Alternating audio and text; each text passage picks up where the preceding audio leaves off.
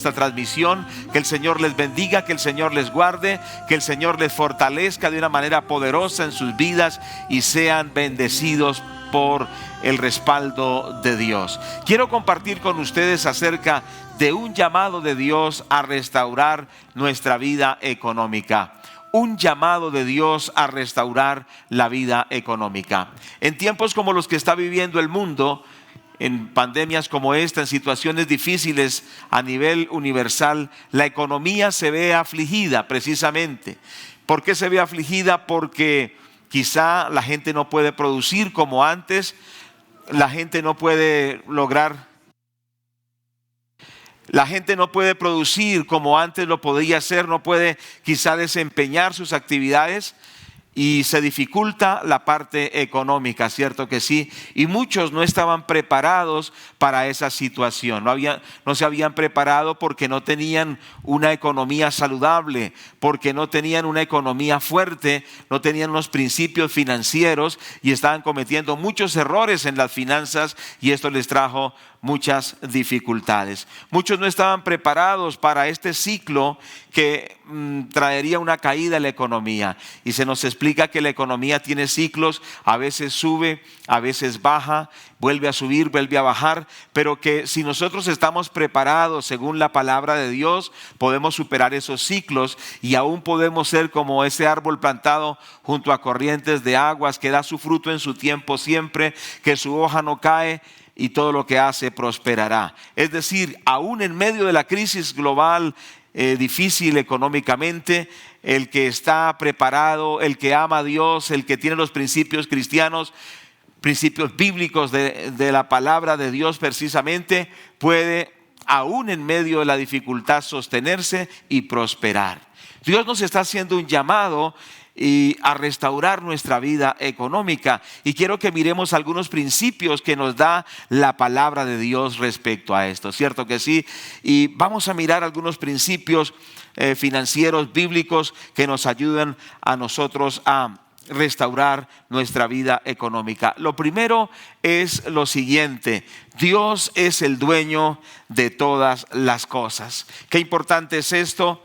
La palabra de Dios nos habla de que Dios es el dueño, y una de las cosas que nosotros tenemos que aprender es que Dios es el dueño de todas las cosas. Diga conmigo allá donde usted está: Dios es el dueño de todas las cosas. Dice la palabra de Dios ahí en Salmos 24:1: de Jehová es la tierra y su plenitud, el mundo y los que en él habitan. La Biblia nos dice que el Señor es el dueño de la tierra. De Jehová es la tierra y su plenitud.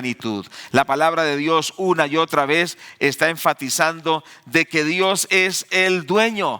En el libro de Ageo capítulo 2 versículo 8 dice: mía es la plata y mío es el oro, dice Jehová de los ejércitos. Los recursos son de Dios, la creación es de Dios, en realidad todo le pertenece al Señor. Y este es un principio muy importante para nosotros poder superar la crisis económica, entender que Dios es el dueño de todo. En el Salmo 50 versículos 9 y 10 dice: no tomaré de tu casa becerros, ni machos cabríos de tus apriscos, porque mía es toda bestia del bosque y los millares de animales en los collados.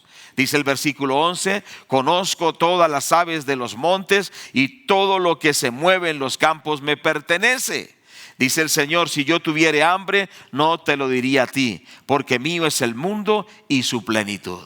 La Biblia nos dice que toda esta tierra, todos sus recursos naturales, todas las criaturas le pertenecen al Señor, y es algo que nosotros debemos entender y comprender. Dios es el dueño de la provisión, Dios es el dueño de todas las cosas. Esto es muy importante. Ahora, ¿qué tiene que ver esto con la economía? Pues tiene que ver que el Señor nos ha hecho sus mayordomos, es decir, sus administradores. La Biblia enseña que el Señor es el dueño y que nos ha colocado como administradores. Un gran error financiero es cuando nosotros pensamos que somos los dueños, ¿cierto? Que somos los dueños de ese dinero que tenemos, de esos ahorros que poseemos, de esa familia que Dios nos ha dado, de las oportunidades que Dios nos ha dado. Nosotros debemos entender entender que sencillamente somos administradores de Dios. Ahora, ¿qué diferencia hay? Que el administrador sabe que debe responderle al dueño,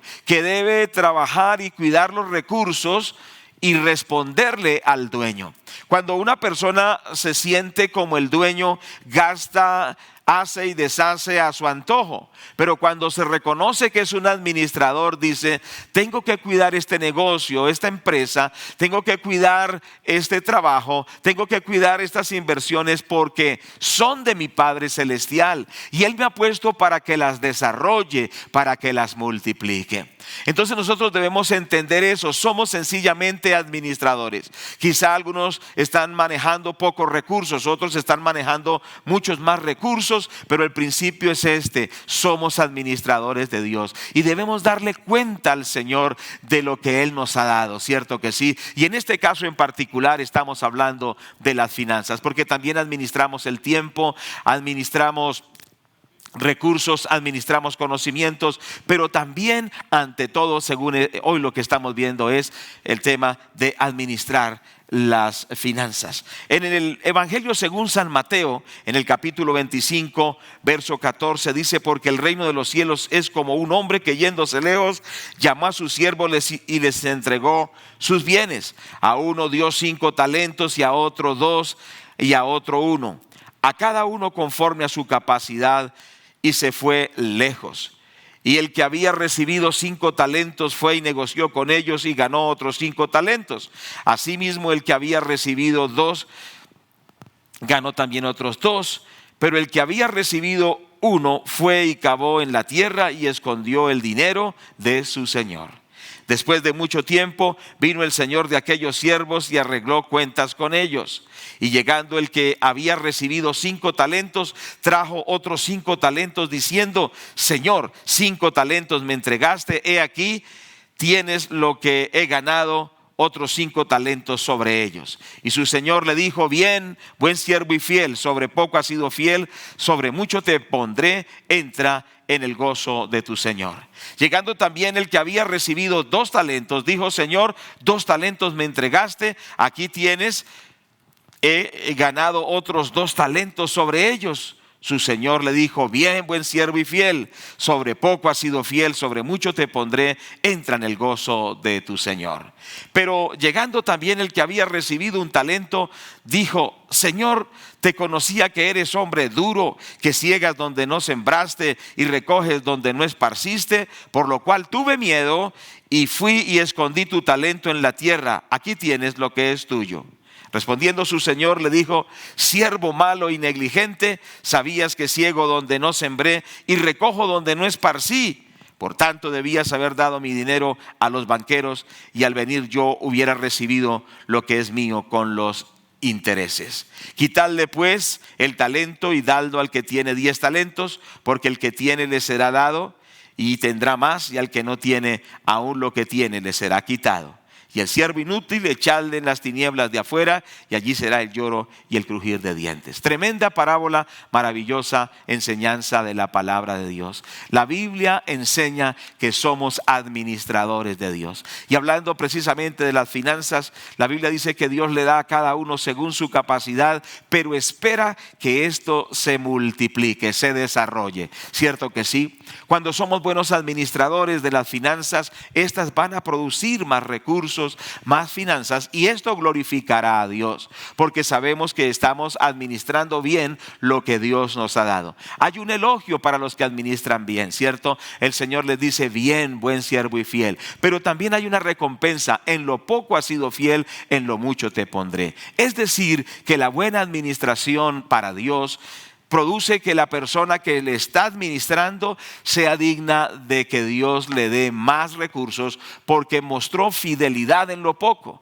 La Biblia dice que el que es fiel en lo poco, Dios lo pondrá en lo mucho. Es decir, que en la medida que la persona es fiel en la administración de las finanzas, Dios le dará más finanzas. Los 2 primeros siervos produjeron más, y el padre o el señor los elogió, cierto, que les dijo que muy bien y que recibirían más recursos para administrar. Mas sin embargo, el hombre que tenía un solo talento, dice que fue y lo escondió y le atribuyó al Señor que era severo, que era malo, que recogía donde no sembraba y tenía un mal concepto del Señor. Mas sin embargo, debemos entender que cuando Dios nos da los recursos, nos da la oportunidad de ser bendecidos, de ser prosperados, de ser promovidos, de recibir nuevas bendiciones. Este hombre tenía un mal concepto. Él pensaba que el desarrollar el talento era algo que Dios estaba usando para esclavizarlo, pero debemos entender que cuando Dios nos da unos recursos, no es para que nosotros seamos esclavizados, sino para ser promovidos. Porque al ser fieles con lo que Dios nos ha dado, Dios nos promoverá financieramente, nos promoverá en la administración. Tremendo esto. Dice que al que tenía un solo talento, le dijo que se le quitara, quitarle el talento y darlo al que tiene 10. Y aquí hay un principio tremendo financiero. Dice, porque al que tiene le será dado y tendrá más, y al que no tiene aún lo que tiene le será quitado. ¿Por qué las personas cada vez se empobrecen más? Se empobrecen más porque administran mal lo del Señor y cada día se reduce más, se reduce más, se reduce más. ¿Por qué hay personas que cada día prosperan más y avanzan más? Porque son fieles en lo que Dios les ha dado y Dios les va delegando más, les va delegando más, les va dando más. Qué importante es este principio. Hoy tenemos que decirle al Señor, perdónanos, Padre, porque no hemos reconocido que tú eres el dueño de todas las cosas. Y en segundo lugar, no hemos administrado para ti, Señor, bien las cosas. Entonces entendamos esto: Dios es el dueño, nosotros somos los administradores. Si has sido un mal administrador, puedes darte cuenta por qué la crisis económica, por qué la limitación económica. Pero hoy vamos a cambiar de actitud. Le vamos a pedir al Señor que nos perdone por no haber administrado bien sus recursos, ¿cierto? Por no haber administrado bien lo que Dios nos ha dado. Recordemos, no son nuestros los recursos, debemos usarlos bien, desarrollarlos bien, porque son de nuestro amo, nuestro Señor, nuestro Rey, el Señor Jesucristo. Precisamente la palabra de Dios en el segundo principio es que nosotros tenemos que vencer al Dios al Dios del oro y de la plata en nuestras vidas. Vamos a mirar Mateo 6:24. Pero antes quiero hacer un paréntesis. Esto quiere decir que en el tiempo de Jesús había un dios cananeo que se llamaba el Dios de las riquezas, ¿cierto? Por supuesto no era el Dios de los judíos. El Dios de los judíos es Jehová, ¿cierto? Yahvé, ¿cierto? Pero este Dios que se refiere era un ídolo. Era un ídolo.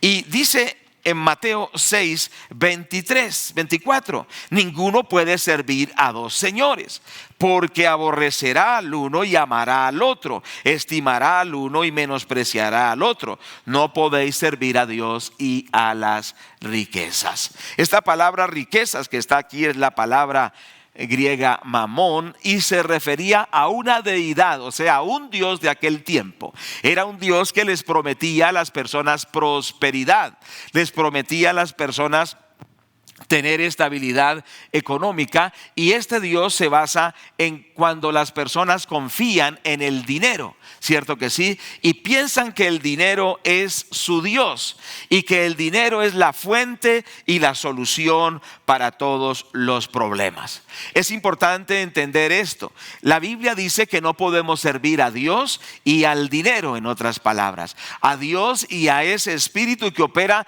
detrás del dinero. Ahora, ¿qué es lo que quiere decir esto? Que solo hay un Dios, ya lo hemos visto. La Biblia dice hay un solo Dios, y ese Dios es Jehová, que se revela en la palabra de Dios. Solo a Él adoraremos y solo a Él serviremos. Recuerda cuando Satanás tienta al Señor Jesucristo y dice: todo esto te daré si postrado me adorares. Y le mostró las riquezas de las naciones, ¿cierto? Le mostró toda la pampa, el lujo y todo el poder económico, y le dijo al Señor: todo esto te daré si postrado me adorares. Y Él dijo: al Señor tu Dios adorarás y a Él solo servirás. Es decir, que solo tenemos tenemos un Dios, se llama Jehová de los ejércitos. Cierto que sí, el Padre, el Hijo y el Espíritu Santo. Solo a Dios adoraremos. Solo tenemos un Señor, un amo, un dueño.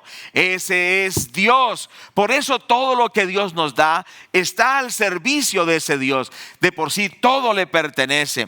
Pero el Señor dice: ninguno puede servir a dos señores.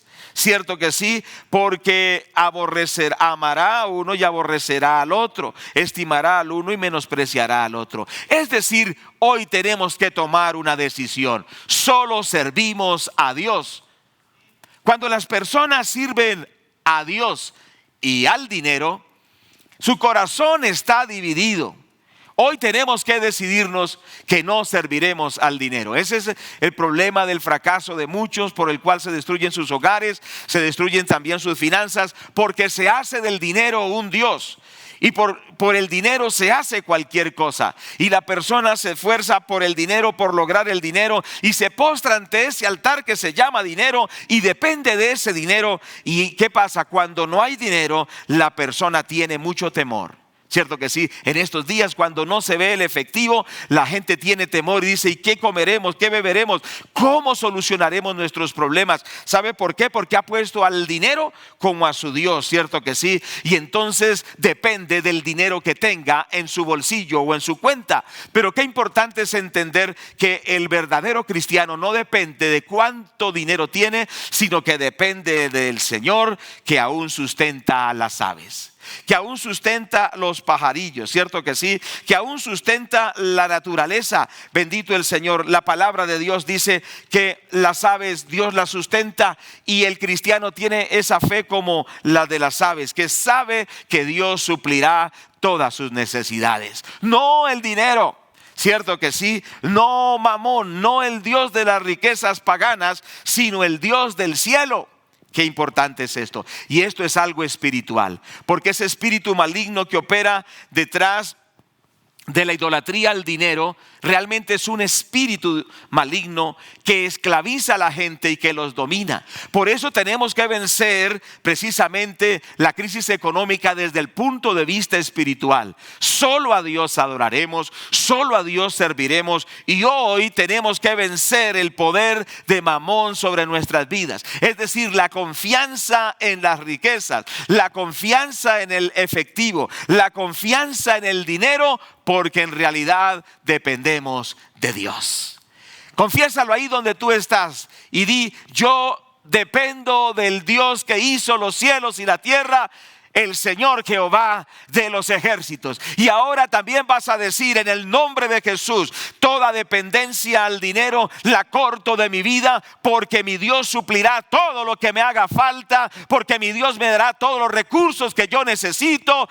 El Señor suplirá todo conforme a sus riquezas en gloria. El que me provee no es el dinero, el que me sustenta no es el dinero, sino que el que me fortalece y me sustenta es mi Padre Celestial. ¿Cuántos lo pueden confesar allí? Estos son principios reales y verdaderos que enseña la palabra de Dios y que nosotros tenemos que tomar en nuestra vida. Hoy tiene que vencerse precisamente el dominio de Mamón, que ejerce esclavitud sobre nuestras vidas, que produce dependencia y que produce temor. Sabemos que si el Señor es nuestro pastor, nada nos faltará.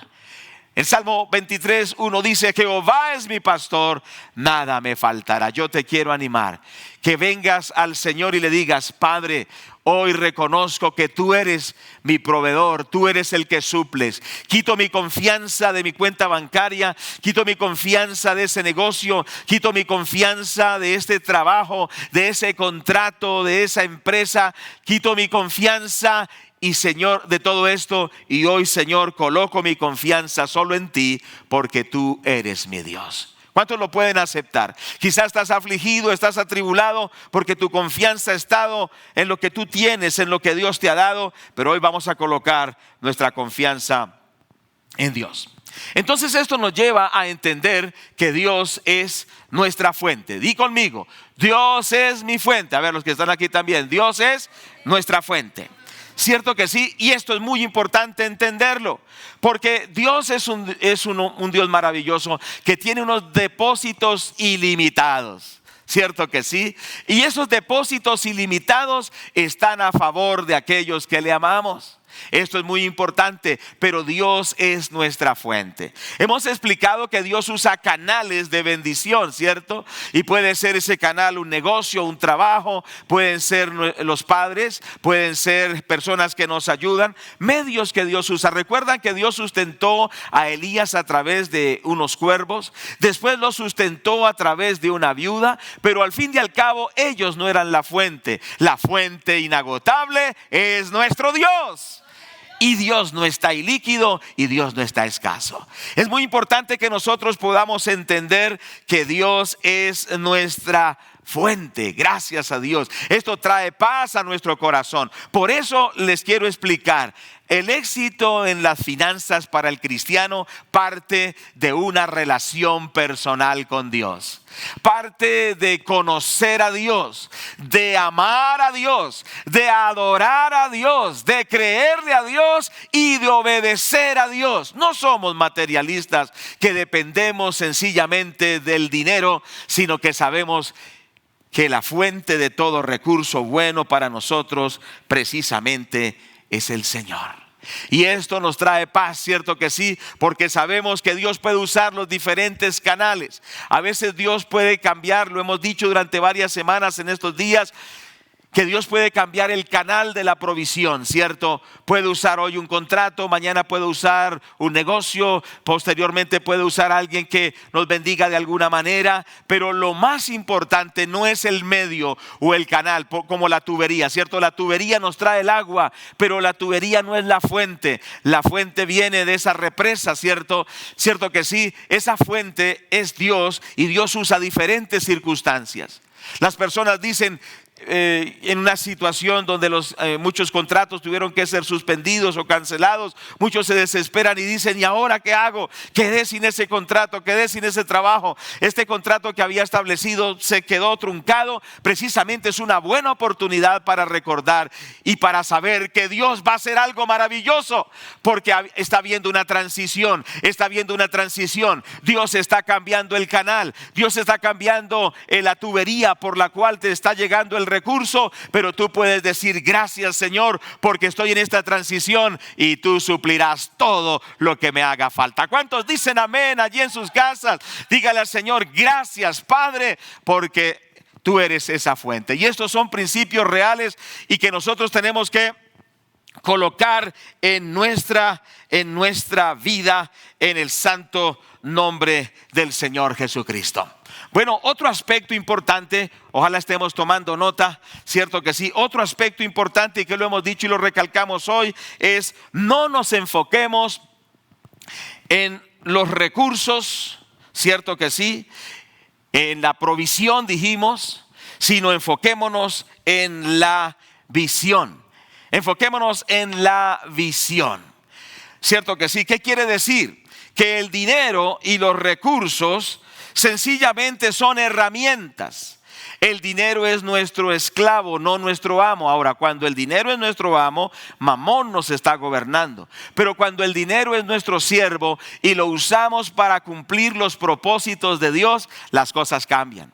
Recordemos lo siguiente: no nos enfoquemos en el dinero o en los recursos, ¿cierto? Sino que sepamos que Dios tiene una visión. Y para esa visión Dios traerá provisión. Recuerde que la palabra provisión viene con precisamente una palabra que dice, una raíz viene pro, o sea, a favor de la visión o para la visión. Pero cuando estoy enfocado solo en los recursos y no en la visión, la provisión no llega. Pero cuando hay la visión de Dios, entonces, ya lo habíamos explicado, entonces los recursos llegan. Los recursos económicos solo son una herramienta para cumplir los propósitos de Dios. Por eso es muy importante que nosotros le preguntemos al Señor, lo habíamos dicho en estos días: Señor, ¿cuál es tu visión para este negocio, para esta empresa, para esta familia? ¿Cuál es el propósito que tú tienes, Señor, para mi vida?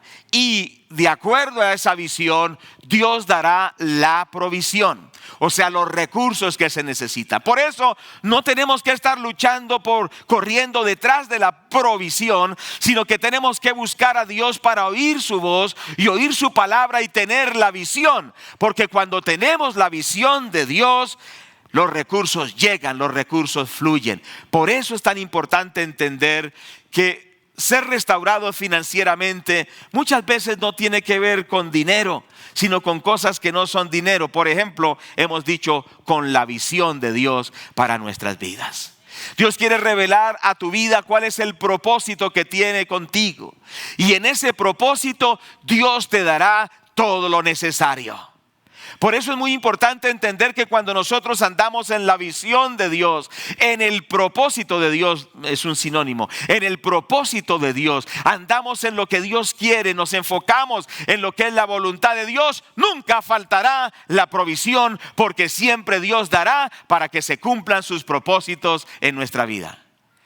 No proveerá Dios sencillamente para que nosotros hagamos nuestros caprichos, pero sí proveerá Dios para que nosotros cumplamos sus propósitos. Y es muy importante entender, amados hermanos, que los propósitos de Dios son mucho más profundos, mucho más apasionantes, mucho más maravillosos que nuestros propios propósitos. Por eso es muy importante traer a la cruz nuestros planes, nuestros proyectos, nuestras aspiraciones y llevarlas a la cruz y decirle: Señor, no se haga como yo quiero, sino que yo quiero que tú me muestres cuál es el plan que tú tienes para mi vida, cuál es el propósito que tú tienes para mi vida. Quiero vivir en ese propósito. Esa empresa, esa actividad económica tiene que cumplir un propósito e indudablemente el propósito no es solo recibir un dinero, es cumplir los planes y la visión de Dios. Gloria a Dios por esto. Por eso tenemos que enfocarnos en la visión y no en los recursos. También habíamos dicho que debemos enfocarnos en lo que tenemos y no en lo que no tenemos. ¿Qué es lo que quiere decir esto? Que nosotros debemos entender que no debemos pensar que me falta o que no tengo, sino que con lo que tenemos ahora, Dios nos sacará de la crisis a partir de donde estamos. Con los pocos recursos que usted quizá tenga, de ahí Dios lo va a sacar a abundancia. No piense, si tuviera esto, piense sencillamente que Dios usa lo que tenemos. Y esto lo vemos mucho en la Biblia. Dios siempre usó lo que la gente tenía, así fueran recursos pequeños. Y este principio se ha estado recalcando porque es la verdad. Es decir, Dios nos saca adelante empezando por lo que tenemos, y a partir de eso que tenemos trae multiplicación. Estamos orando con mi esposa permanentemente para que ustedes sean multiplicados, para que sus recursos sean multiplicados. Que ninguno de ustedes diga: pero ¿qué es lo que yo tengo? Cierto que sí, no tengo nada, porque esa es la mentalidad de las personas. Sencillamente dice: no tengo nada. Pero sí, Dios nos ha dado muchas cosas que nos ha permitido tener. Pero estamos orando que a través de lo que Dios les ha dado empiece a haber una multiplicación. Estamos orando que sus recursos se multipliquen, que sus oportunidades se multipliquen y que todos veamos la gloria de Dios y le exaltemos al Señor y le demos la gloria y la honra para siempre. Bueno, qué importante también es entender lo siguiente. Otro principio financiero es el valor de la diligencia. Cierto que sí. La Biblia dice en el libro de los Proverbios 23, 21, en la parte B, dice que la negligencia hará vestir de ropa rota. Cierto que sí, que la negligencia hará vestir de ropa rota. En el Proverbio 6, versículo 6, nos dice la palabra, nos dice a todos nosotros, vamos a leerlo literalmente. Proverbios 6, 6 dice la palabra: ve a la hormiga, oh perezoso, mira sus caminos y sé sabio.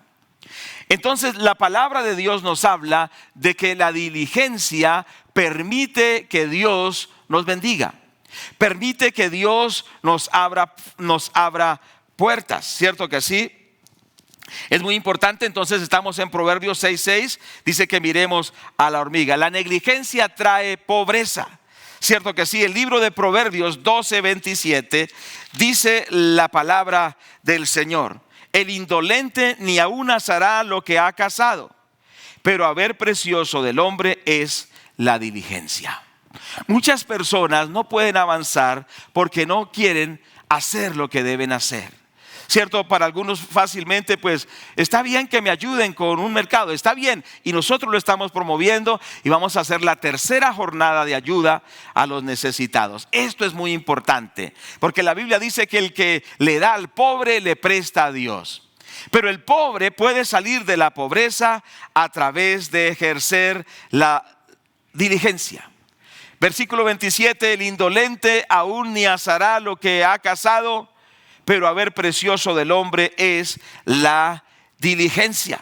En el libro de los Proverbios 22, vamos a mirar, versículo 29, dice: ¿has visto hombre solícito en su trabajo? Delante de los reyes estará, no estará delante de los de baja condición. Y una y otra vez la palabra de Dios nos habla de que un principio para poder prosperar, para salir de la crisis económica y ser restaurado, es la actitud de la diligencia. Cierto que sí. Proverbios 10:4 dice la palabra de Dios: la mano del negligente empobrece, mas la mano de los diligentes enriquece. Tremendo. Esto lo dice el libro sagrado que se escribió hace miles de años, pero como les decía, es como leer el periódico de hoy.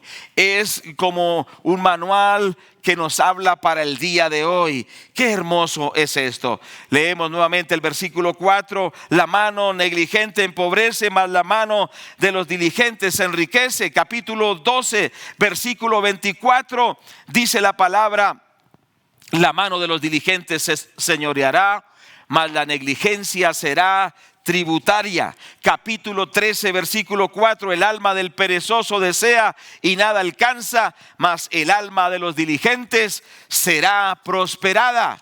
Proverbios 21, versículo 5 dice: los pensamientos del diligente ciertamente tienden a la abundancia. Los pensamientos del diligente tienden a la abundancia. Entonces hay un principio maravilloso que se llama la diligencia. La Biblia dice en 1 de Timoteo 5:18 que el obrero es digno de su salario.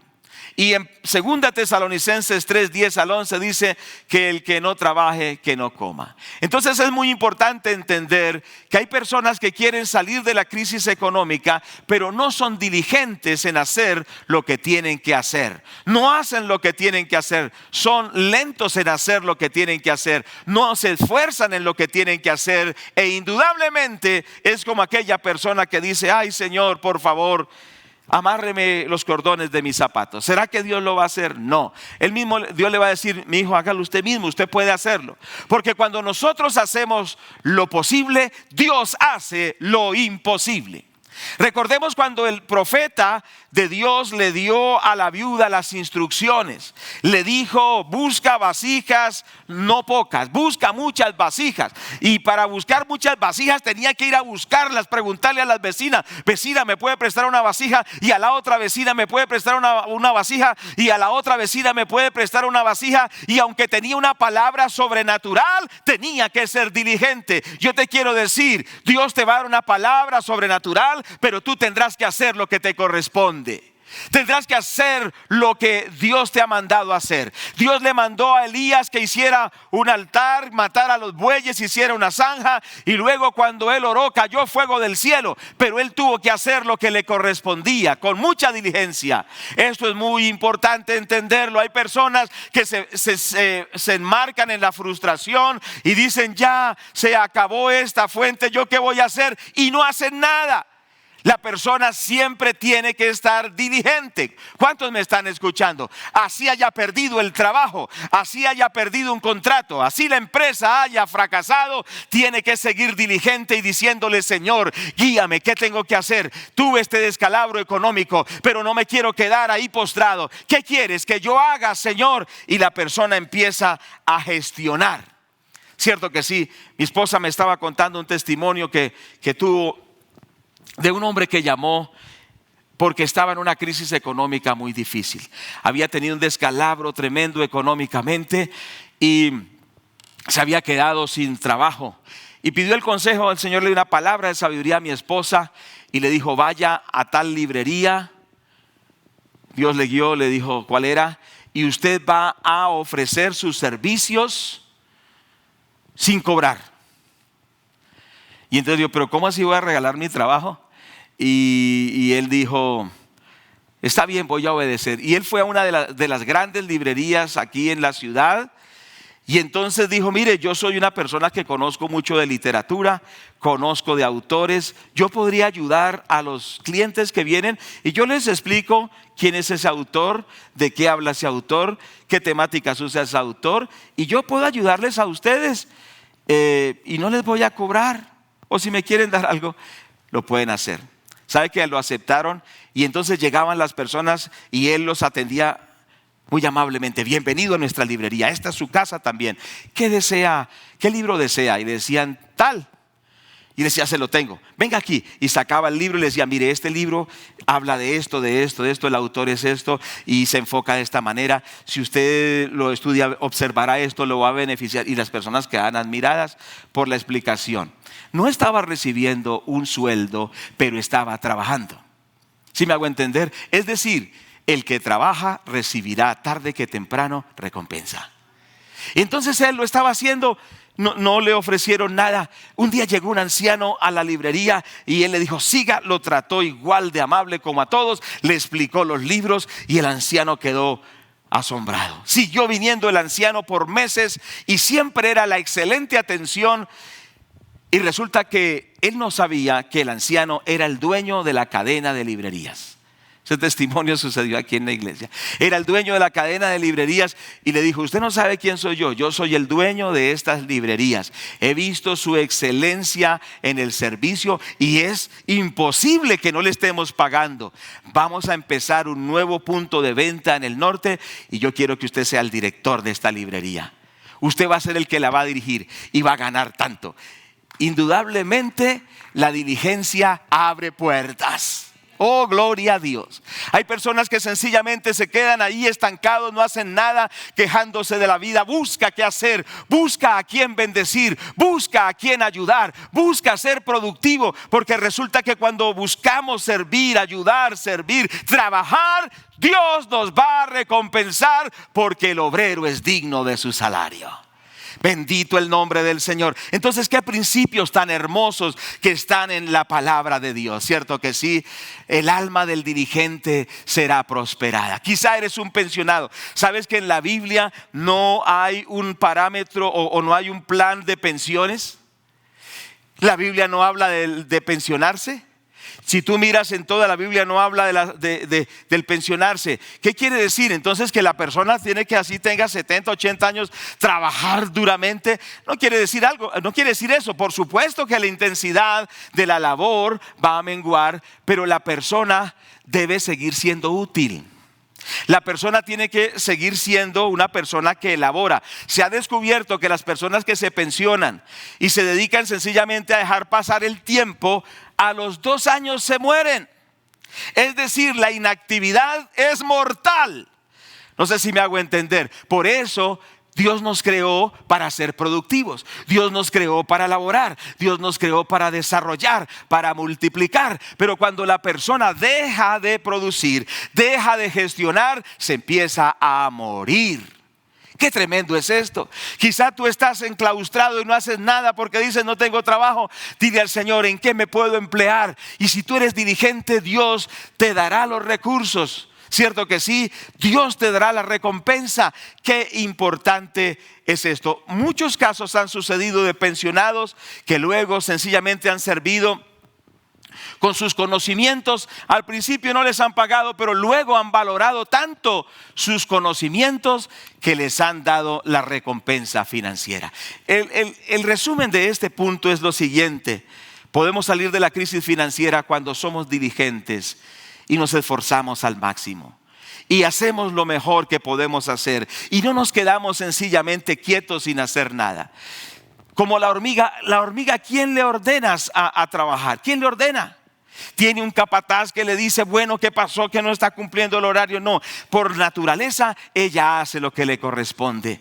¿Cierto que sí? Y por eso ese pueblo dice que es débil o que no es muy fuerte. Porque si usted pisa una hormiga, pues la mata, ¿cierto que sí? Mas sin embargo tiene en su ADN el esforzarse. Yo te quiero animar, levántate en el nombre de Jesús. Quizá te ha faltado esfuerzo, están ahí los recursos en tu mano, están las oportunidades en tu mano. Y dices que si no es de gerente no lo voy a hacer, ¿cierto? No tomaré ese trabajo. Si no me pagan tanto, no lo haré. Recuerda que el principio de ser fiel en lo poco también se aplica aquí.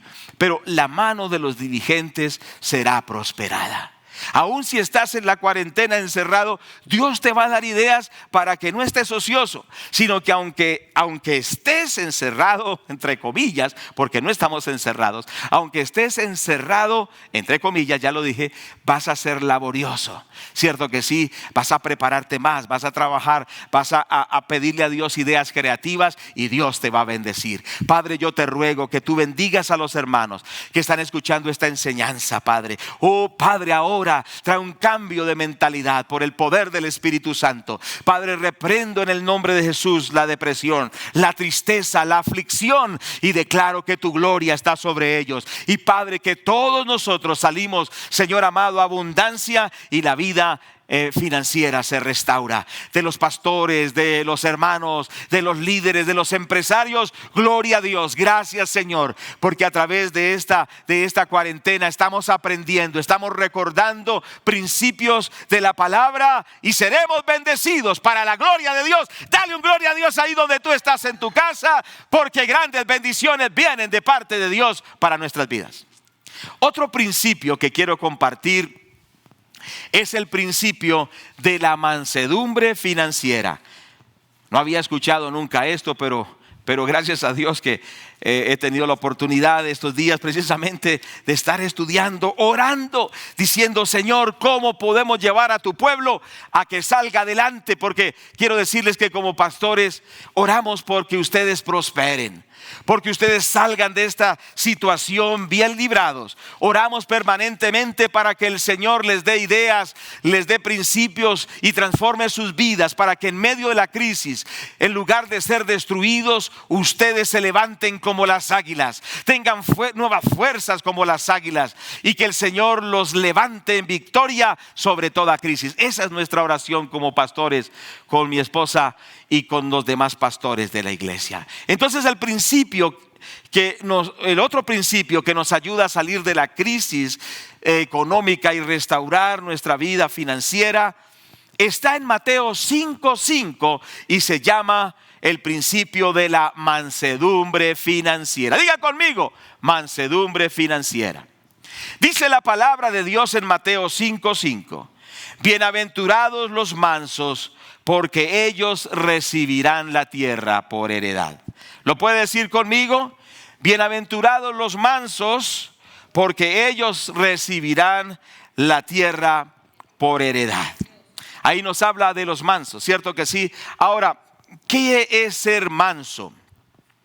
Manso no solamente es ser humilde, sino la mansedumbre en este texto y en el contexto general se refiere a que la persona tiene poder, pero que no usa todo el poder que tiene, ¿cierto que sí?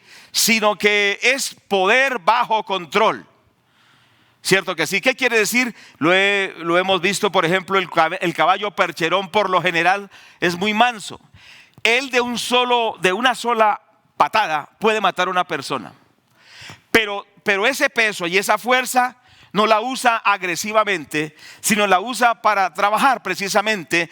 Podemos decir que el percherón por naturaleza, por lo general, es manso, ¿cierto que sí? No que no tenga la capacidad, la fuerza. Mientras que el caballo de carrera es brioso, ¿cierto que sí? Es indómito, hace lo que quiere y es como, bueno, es diferente. ¿Qué es la mansedumbre? La mansedumbre es poder bajo control. Es decir, que aunque tiene la forma de derrochar lo que tiene, de gastar lo que tiene, o de demostrar lo que tiene, decide no hacerlo. Vamos a decirlo de esta manera. Tiene esta capacidad de poder, para que lo veamos, tiene esta capacidad de poder, pero decide usar esto de poder. En las finanzas, lo hemos dicho en estos días y es un recorderis. Tiene esta capacidad de finanzas, pero voluntariamente decide usar esto de sus finanzas. Le queda un margen acá, le queda un margen acá.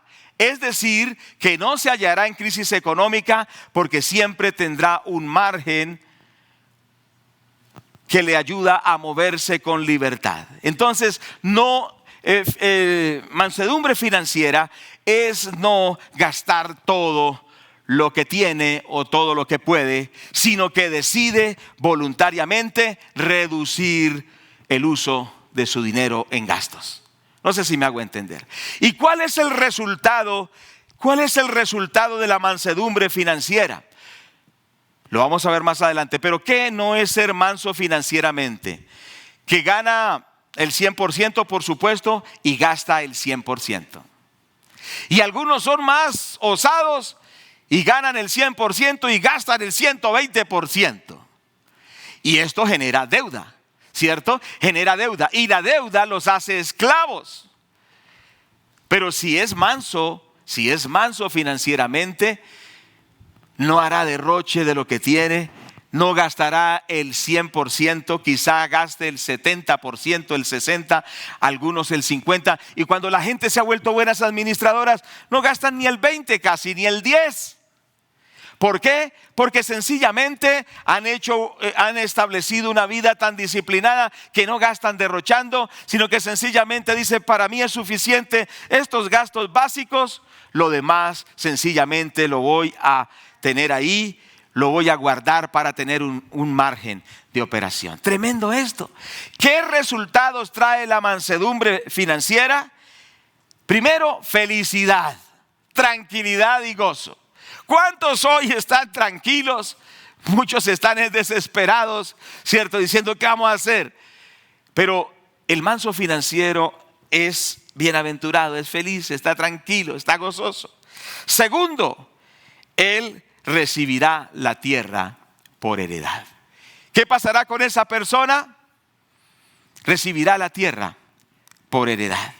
Dice el libro de los Proverbios, capítulo 13, por favor, vamos a mirar la bendita palabra de Dios allí en este texto hermoso de Proverbios 13, 22. Cierto que sí, dice la palabra de Dios, el bueno dejará herederos a los hijos de sus hijos, pero la riqueza del pecador está guardada para el justo. Quiero que hagamos el énfasis en la segunda parte del versículo. La riqueza del pecador está guardada para el justo. Diga conmigo, la riqueza del pecador está guardada para el justo. Financieramente, ¿quién es el pecador?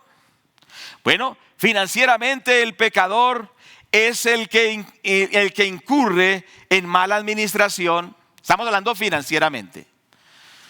El que incurre en mala administración y el que incurre en deudas. Vamos al Salmo 37, 21. Y vamos mirando estos textos y vamos pidiéndole a Dios que nos dé sabiduría. Recordemos que estas enseñanzas son para todos nosotros. Que el Señor nos ayude, que el Señor nos dé entendimiento, que nos dé victoria financiera. Dice el Salmo 37, 21. El impío toma prestado y no paga, mas el justo tiene misericordia y da. Ahora, aquí nos dice que la riqueza del pecador será guardada para el justo. Financieramente, ¿quién es el malo? Financieramente, ¿quién es el pecador? El que toma prestado y no paga. Ese es el injusto financieramente, el malo financieramente, el pecador en el sentido financiero, el que le gusta pedir prestado, primer punto. Por eso yo les hablaba la semana anterior que nosotros debemos tomar una decisión consistente y firme y decirle, Padre, ayúdame a vencer todas las deudas. Recordemos esto, la deuda es esclavitud Y el que debe es esclavo del que le presta. Pero la Biblia dice que el único amo nuestro es Jesucristo. Pero si yo le debo a medio mundo, soy esclavo de medio mundo, y yo no puedo decir que Jesús es mi Señor, porque muchos son mis señores porque les debo. La Biblia dice: no debáis a nadie nada, sino el amaros unos a los otros. ¿Cierto que sí? Es importante entender, amados hermanos, se lo digo con toda la sinceridad, ese cáncer maligno, esa lepra y ese SIDA que se llama deuda, hay que sacarlo de nuestra vida. Y todos los que estamos oyendo y viendo esta enseñanza, tenemos que decirle: perdóname, Señor, por incurrir en el pecado financiero de la deuda. Quizá tu familia te enseñó a endeudarte, ¿cierto que sí? Que todo lo arreglabas fiando, que todo lo arreglabas pidiendo un préstamo. Pero eso es una maldición heredada que hoy tenemos que cortar. Dice la Biblia que el impío toma prestado. Hay momentos en que quizá algunos tendrán que hacerlo, pero pronto tienen que cancelar esa deuda. Y aquellos que se les ha acumulado mucho las deudas, deben tomar la decisión delante de Dios de cortar el poder de la deuda sobre sus vidas para que la esclavitud se corte y arreglar con las personas que les deben. No sencillamente digan: no, olvida la deuda, sino procura pagar esa deuda. Ponte de acuerdo con el que le debes. Llega a acuerdos financieros. Muchas veces en esos acuerdos financieros dice el banco: bueno, entonces págueme tanto, y se reducen intereses, se reduce hasta el capital y le sale mucho más fácil. ¿Por qué? Porque hay la actitud de pago. Yo les quiero rogar, de verdad, como dicen, con el corazón en la mano: por favor, acabemos con las deudas. Hagamos un plan para pagar las deudas y venzámoslas, porque en el mundo espiritual, y recordemos lo siguiente, hemos dicho que la restauración financiera tiene que ver con lo espiritual. Cuando la persona sirve a Mamón, está bajo las deudas, es decir, está bajo un poder satánico que lo tiene esclavizado, y tenemos que nosotros decirle al Señor: Padre, me levanto en tu nombre y venzo ese espíritu maligno de deuda que me ha atado porque le ha abierto la puerta. Perdóname, Padre, por incurrir en esto, pero dame la autoridad y el poder para vencer ese espíritu maligno de deuda en el nombre del Señor Jesús. Porque en realidad todo tiene un origen espiritual. La deuda es un plan de Satanás para tener esclavizado al hombre, a la mujer, a la familia y a las naciones. Es un plan de tener esclavizada a la gente. Entendámoslo esto: el que tiene oído tenga para oír la palabra, que tenga ese discernimiento. Satanás ha ideado que la gente se endeude para mantenerlos bajo esclavitud. Pero hoy el pueblo de Dios se levanta y dice: no a la deuda. El Señor nos da el poder para romperle la columna vertebral a la deuda y vivir en la bendición de Dios. ¿Lo tomas o no lo tomas? Quizá tú estás diciendo: mis deudas son muchas, yo no sé cómo pagarlas, yo no sé cómo hacerlo. Recuerda que la palabra del Señor dice: todo lo puedo en Cristo que me fortalece. Y cuando nosotros nos volvemos a Dios en arrepentimiento y pidiendo su guianza y su sabiduría y su poder, Él nos va a ayudar a superar la deuda y seremos bendecidos.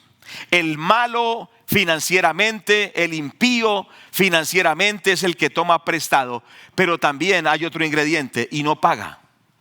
¿Cierto? Entonces, precisamente es la persona que es injusta financieramente. Pide prestado y no paga. Hay personas que son así. Siempre piden prestado y siempre se les olvida quién les prestó. Nunca pagan. ¿Sabes una cosa? Tienes grandes problemas económicos. Eres injusto económicamente. Eres malo económicamente. Eres un pecador financiero. Pero dice la Biblia: más el justo tiene misericordia y da. Entonces hay un contraste: el malo financieramente presta y no paga. El justo financieramente, estamos hablando desde el punto de vista financiero, el justo financieramente tiene misericordia y da. ¿Por qué puede dar? Porque no tiene deudas. ¿Por qué puede dar? Porque no todo se lo ha gastado. Por eso puede dar. Bendito el nombre de Dios. Y volvemos entonces al Proverbio capítulo 13, verso 22.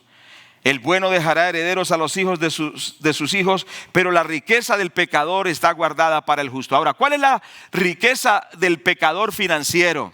Bueno, lo que ha podido hacer. Pero el pecador, en el punto de las finanzas, dice que eso que hace ese hombre injusto en las finanzas, lo guarda para el justo en las finanzas. ¿Y quién es el justo en las finanzas? El que tiene mansedumbre financiera. Es decir, el que no gasta locamente, el que no dice quiero comer y compra 5 pollos, cierto que sí, y dice me antojé de esta bicicleta, de esta motocicleta, de este carro, me gustó esta ropa, y no lo piensa 2 veces, sino que sus instintos lo llevan. Ese es un imprudente financiero y es una persona que no tiene mansedumbre financiera, porque dice para eso tengo, para gastarla. No tienes para gastar, tienes de parte de Dios para administrar.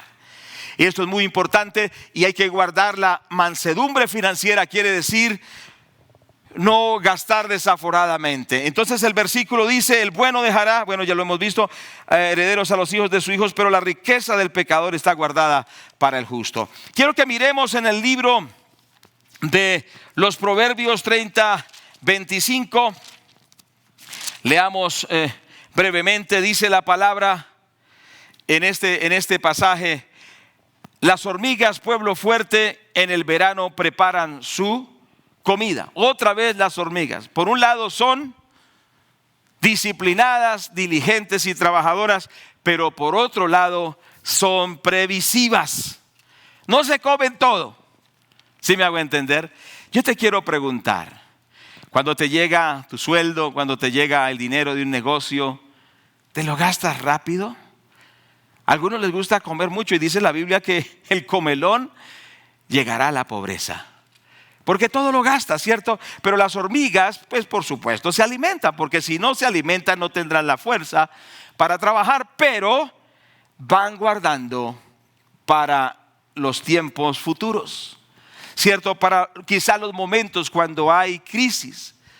¿Estabas preparado para esta crisis? ¿Te agarró corto? ¿Te agarró desubicado? ¿Te agarró fuera de base? ¿Por qué? Porque todo lo gastabas y no dejabas nada. No ahorrabas nada. No preveías para el futuro. Estabas más bien lleno de deudas. Y al perder el trabajo, dijeron: ¿y ahora con tantas deudas y sin trabajo? Porque nos falta esa mansedumbre financiera. Desde este día yo les ruego con todo el corazón: vamos a ser cuidadosos con las finanzas, vamos a ser mansos financieramente.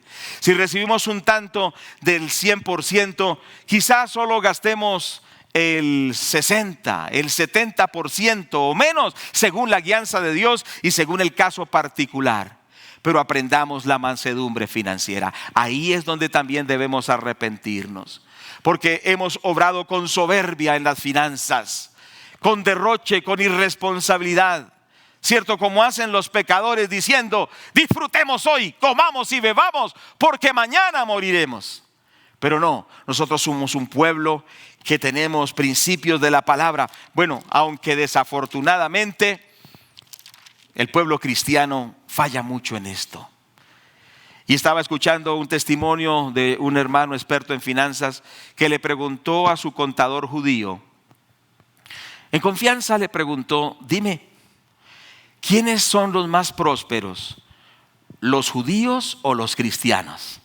Siendo que tienen el libro, el Antiguo Testamento es para ambos compartido. Y aún más los cristianos tenemos más revelación, porque tenemos el Nuevo Testamento, o sea, tenemos más palabra, tenemos más guianza, tenemos la iluminación del Espíritu Santo. Y le pregunta a este hombre al contador judío: dime sinceramente, tú que trabajas con muchos empresarios judíos y también cristianos, ¿quiénes de verdad prosperan más? Y él se rió y le dijo: ¿sabes una cosa? Los que en realidad prosperan son los judíos. Y él le pregunta: ¿y por qué crees que ellos prosperan? Dice: porque ellos creen lo que dice la palabra y la practican. Mientras que los cristianos todo lo espiritualizan. Los cristianos dicen: va a haber una transferencia de recursos, va a haber una transferencia de recursos. Y sobre todo los que somos pentecostales: oh sí, amén, va a haber una transferencia de recursos. Y nos animamos y nos gozamos, pero resulta que la transferencia de recursos vendrá a los que son mansos financieramente, no a los que sencillamente se emocionan. ¡Qué cosa tan tremenda! Va a haber transferencias financieras para aquellos que son mansos financieramente. Y entonces un autor, Craig Healy, escribe en uno de sus libros y dice que en la depresión de los años 1930 en los Estados Unidos, muchas personas perdieron sus propiedades por la depresión. Y cuenta un caso particular de una familia que producían leche, y la leche se había puesto muy barata por la situación económica del país. Y no alcanzaban a cubrir los gastos de su hipoteca, debían una plata de la granja. Entonces llegó el momento en que perdieron la granja. ¿Por qué? Por la deuda. Pero había otra familia cercana que no tenía deuda, escúcheme bien, no tenía deuda, pero sí tenía un pequeño ahorro. Y cuando el banco remató la granja que esta familia perdió, la primera familia, ¿sabe quién la pudo comprar? La familia que no tenía, pero que tenía un poquito de ahorro, porque le vendieron la propiedad en un 10%. O sea que con ese 10% de ahorro que tenían, pudieron comprar todo el 100% de la propiedad. ¿Debido a qué? A la mansedumbre financiera. Era una familia que decía: no admitimos deudas en nuestra casa. Y se cumplió literalmente lo que dice Mateo 5:5. Los mansos heredarán la tierra. Aquellos que no incurren en deudas, que son disciplinados en su economía, heredarán la tierra. Aún propiedades llegarán a su haber. ¿Por qué? Porque no tendrán deudas, sino tendrán aún cómo comprar, porque han sido sabios y han sido mansos financieramente. Oh, amados hermanos, esto es para ti, esto es para mí. Estos principios Dios los revele a nuestra mente, gloria a Dios, a nuestro espíritu, a nuestro ser, y que hoy haya un rompimiento. Lo puedes decidir, que haya un rompimiento en nuestras vidas a través de la mansedumbre financiera. Y entonces, ¿cuál es el resultado de la mansedumbre financiera? Dice: los mansos heredarán la tierra. Es decir, cosas que otros tenían y que por su indisciplina, por su soberbia financiera la perdieron, llegarán al pueblo que es manso financieramente. ¿Cuánto le damos la gloria a Dios por eso? Lo puedes adorar, y que sea también un tiempo de reflexión, de ir a las rodillas y decirle: Señor, perdónanos por tantos errores financieros, por tanta imprudencia financiera, pero gracias, Señor, porque tú nos estás restaurando. Libro de los Proverbios 22:7 dice la palabra de Dios: el rico se enseñoreará de los pobres, y el que toma prestado es siervo del que presta. Una de las faltas de madurez, de mansedumbre financiera, ya lo dijimos, es la deuda permanente. La deuda permanente. Oh, amados hermanos, el Espíritu Santo de Dios nos revele estas verdades de la palabra y que podamos darle la gloria a Dios. Bueno, en estos pocos minutos que nos quedan, quiero compartir con ustedes otro principio para salir de la crisis económica. Es aprendiendo a distribuir nuestros ingresos. Aprendiendo a distribuir nuestros ingresos. Hemos dicho que la mayoría de la gente, ¿qué hace con lo que recibe? ¿Cuánto gasta de lo que recibe? ¿Qué dicen los hermanos de tecnología? ¿Cuánto gasta? Por lo general, el 96% de la gente, ¿cuánto gasta de lo que recibe? Todo y más de todo. ¿Cierto que sí? Más. Se pasa. Entonces, ¿qué pasa? Ahí hay un gran problema, porque la gente piensa que solo todo se debe ir en gastos.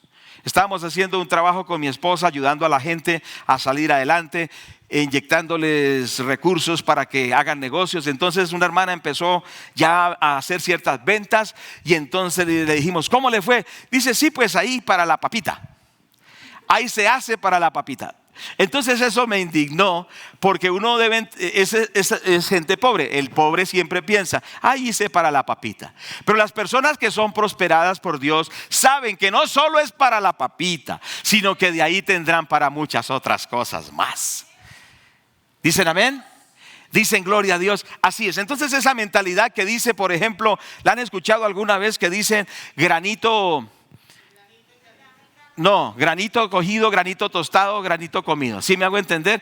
Entonces, ¿qué es lo que quiere decir? Que viven en una escasez tremenda porque granito tostado, granito comido. Entonces, todos se lo comen. ¿Sí me hago entender? No puede ser así.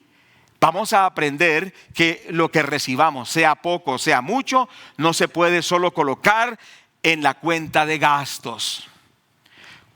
Le vamos a dar unos secretos aquí que hoy siguen, que son tremendos, me han sacudido a mí. Porque la mayoría colocan solo en la cuenta de gastos, 100% en los gastos. Y cuando hay 100% en los gastos, no hay ahorro. Cuando hay 100% en los gastos, no hay cómo responder en una pandemia. ¿Cierto? Cuando todo está en 100% de los gastos, pues la persona es muy limitada. Y cuando gasta más de lo que gana, peor por ahí. Entonces es importante entender que no podemos colocar todo en un mismo lugar, en un mismo fondo, porque esto genera desorden en las finanzas. Ojo con esto. Segundo, impide que tenga prioridades financieras, entonces van a venir problemas financieros. Tercero, ello hace que se confunda el uso del dinero para lo que Dios lo ha provisto. Cuarto, nos hace solo enfocarnos en lo que ganamos y no en cómo usarlo. Y también nos lleva a la pobreza irremisiblemente. Lo que quiero decir y plantear es lo siguiente: los recursos que recibimos no deben ir solo al fondo de gastos. Lo repetimos, por favor, en nuestras casas: lo que recibimos no debe ir al fondo de gastos 100%. Amén. Digan amén, gloria a Dios. ¿Cierto que sí? Sino que debe usarse en varios fondos de lo que recibimos. Esto es muy importante. Debo darles diferentes destinos, a formar varias cuentas, hacer varios fondos. Algunos lo hacen con sobres. Dios le ha dado mucha sabiduría a mi esposa cuando aconseja a iglesias en problemas económicos. Les da una enseñanza sobre los sobres. Y le dice: agarre 5 o 6 sobres y coloque en cada sobre lo que es destinado a ese sobre. Dices, este es para arriendo, este es para servicios, este es para salarios, pero ante todo, el principal, el sobre de lo que es de Dios. ¿Cuántos dicen amén a esto? Entonces vamos a ver cómo distribuir todo lo que recibamos. De ahora en adelante, por favor, todo lo que recibamos lo vamos a colocar en diferentes fondos. No todo va a ir al mismo fondo, que siempre se llama gastos. 100%, 110%, 120%. Entonces, ¿cuál es el primer fondo que tenemos nosotros que apartar? Dígame usted allá donde está. Los alcanzo a oír. El diezmo de Dios, el diezmo del Señor. Vamos a ir a Levítico capítulo 27, verso 30. ¿Cuántos están aquí o están allá en su casa? Bueno, gloria a Dios. Dice 27:30 del libro del Levítico. Ahora, recuerde que estos principios son la sabiduría eterna de Dios. Yo no voy a ponerme a pelear con Dios y a decirle: Señor, te faltó sabiduría, ¿por qué haces eso? No, sencillamente son principios que traen respaldo financiero. Primero dice entonces Levítico 27:30: y el diezmo de la tierra, así de la simiente de la tierra como del fruto de los árboles, es de Jehová, es cosa dedicada a Jehová. Le quiero preguntar: el diezmo de todo lo que Dios nos da, ¿de quién es? Dice la palabra en este texto, dice: de Jehová es. De Jehová es, cosa dedicada al Señor. Entonces es muy importante entender que el diezmo es del Señor. Sencillamente no es nuestro, es algo que es del Señor. Ahora, si yo gasto el diezmo, me estoy gastando lo que no es mío. Dios me da la oportunidad de administrar ese 90% para lo que pueda necesitar, pero no puedo tocar lo que es de Dios. Por eso dice: ¿robará el hombre a Dios? Entonces el pueblo debe entender. Yo sé que el secularismo y aún por las redes atacan que las iglesias piden ese diezmo. No son las iglesias, es un principio de la palabra y yo le creo a Dios. Yo sé que tú también le crees a Dios y Dios te va a bendecir. Dice que el diezmo es del Señor, es decir, que no es de los pobres. Alguien salió muy espiritual y diciendo: no, en vez de dar el diezmo al Señor, démoselo a los pobres. Salió más espiritual que Dios mismo. El diezmo es de Dios. Y alguien que dijo así fue Judas, ¿cierto? Uy, ¿cómo gastamos todo eso? Démoselo a los pobres. Pero dice que lo hacía era porque era codicioso y ladrón. Y precisamente el no dar el diezmo del Señor es robar. Y por eso dice la palabra: robará el hombre a Dios. Bueno, pero ese es el primero, ¿cierto? El diezmo es como una prueba que nos califica como administradores. En el libro de Lucas, por favor, capítulo 16, verso 12, vamos a mirar la palabra de Dios. Dice así: y si en lo ajeno no fuisteis fieles, ¿quién os dará lo que es vuestro? Si en lo ajeno no fuisteis fieles, ¿quién os dará lo que es vuestro? ¿Qué quiere decir esto respecto a lo que estamos enseñando? Que cuando yo soy fiel con lo de otra persona, me confiarán lo mío. Pero si yo no soy fiel con lo que pertenece a otra persona, mucho menos seré fiel con lo que me corresponde a mí. Por eso, si no soy fiel con darle a Dios lo de Dios, mucho menos sabré administrar lo que me corresponde administrar. Tremendo ese principio, ¿cierto que sí? Entonces el diezmo es una prueba que Dios nos permite tener para ver si nos puede dar más recursos. En otras palabras, Dios dice: voy a darte este recurso y voy a probar si realmente eres un buen administrador. El buen administrador dice: primero lo del Señor, y lo aparta. Y es una prueba de fidelidad. Es una prueba que el Señor está haciendo. Si pasas la prueba, Dios te promoverá. Si no pasas la prueba, quedarás ahí estancado. Ahora, el Señor mismo está diciendo que esa prueba, si la pasamos, seremos de verdad bendecidos. Dice Malaquías 3:10, por favor.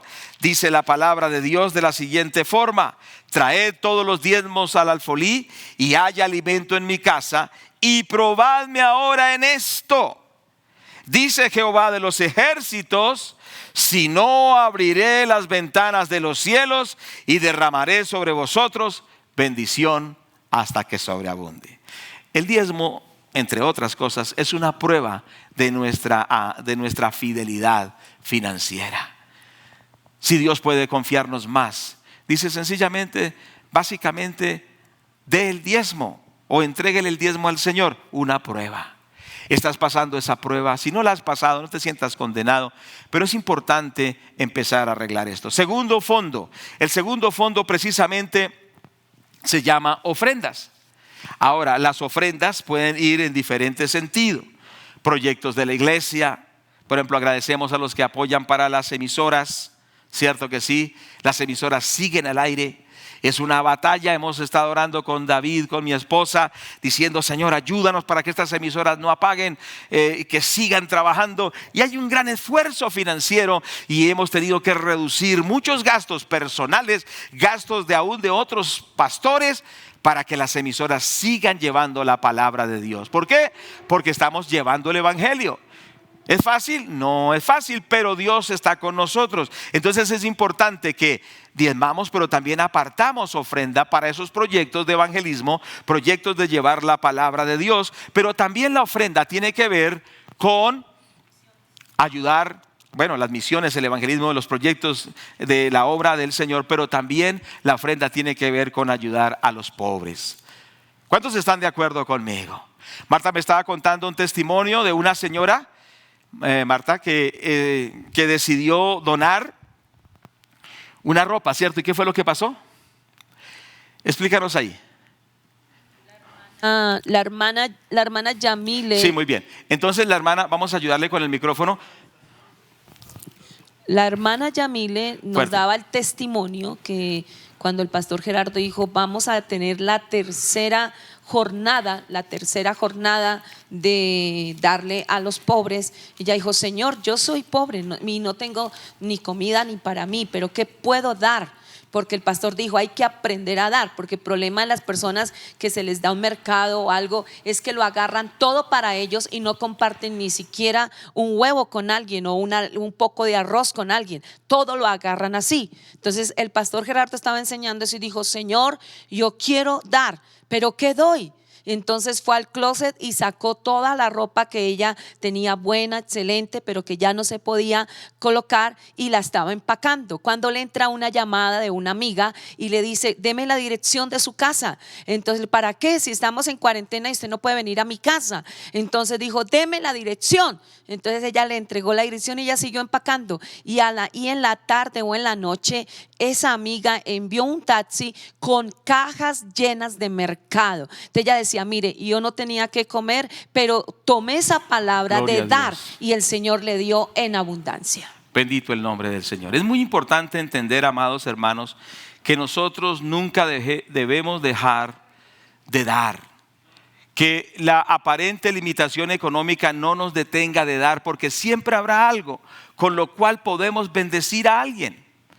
Y hay muchísimos testimonios de cómo al dar Dios nos bendice. Por eso entonces es importante que el segundo rubro, con esfuerzo, porque muchas veces no es fácil, hermano, no es fácil. Y es que yo no estoy diciendo que sea algo fácil, hay que esforzarse.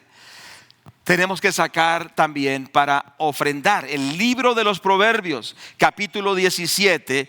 Ahora, si estos 5 fondos hay en nuestros recursos, va a haber una activación económica. Dice Proverbios 19:17. A Jehová presta el que da al pobre, y el bien que ha hecho se lo volverá a pagar. ¿Qué le parece ese versículo? A Jehová presta el que da al pobre, y el bien que ha hecho se lo volverá a pagar. O sea que sí hay que ayudar a los necesitados, por supuesto que sí, y lo hacemos y la iglesia lo hace. ¿Qué es lo que quiere decir? Pero no de lo que es de Dios. El diezmo es del Señor. La ofrenda se puede orientar también para los necesitados. Pero dice la palabra que cuando nosotros le damos al pobre, le estamos prestando a Dios.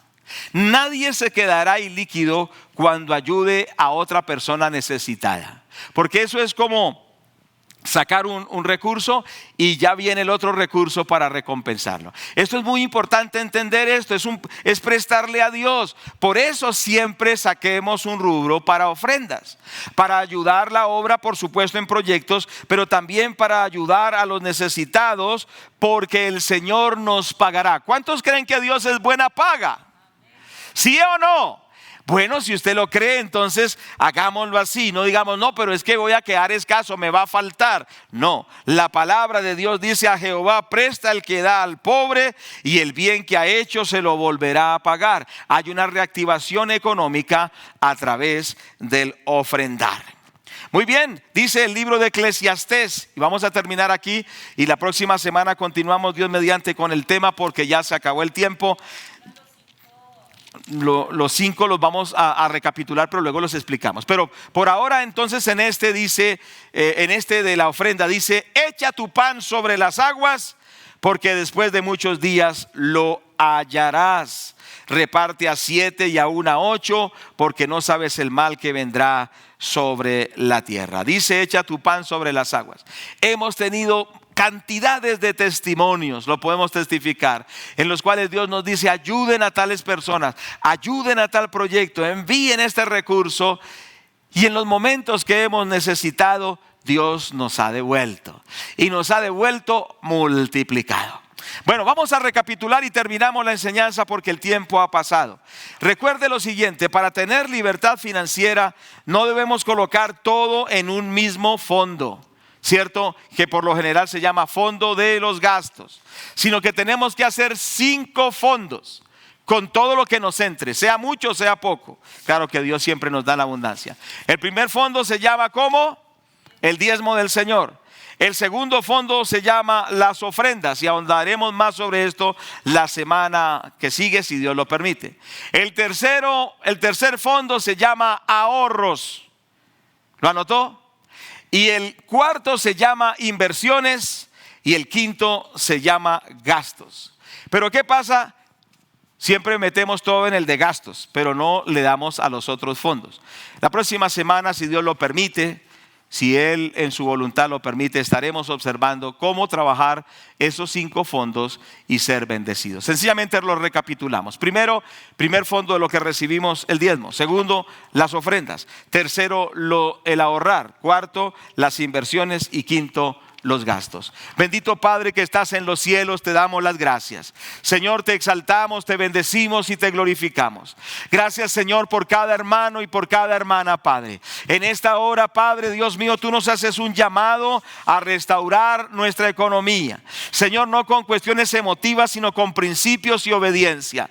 Padre, en el nombre del Señor Jesús, yo te quiero rogar, Padre, por cada hermano, Señor, por cada hermana que está luchando, que está batallando, Señor amado, con la economía. Padre, te quiero rogar que venga tu gloria sobre ellos y los levante en victoria, en bendición, en el santo, en el bendito nombre del Señor Jesús. Gracias, bendito Dios, porque tú estás haciendo esa obra. Ahora, Padre, que se reactive esa economía de mis hermanos, que mis hermanos puedan testificar de que Dios los está bendiciendo, que tú estás ayudándolos, que tú los estás levantando. Lo rogamos todo y lo pedimos en el precioso nombre del Señor Jesús. Gracias, Padre. Nombre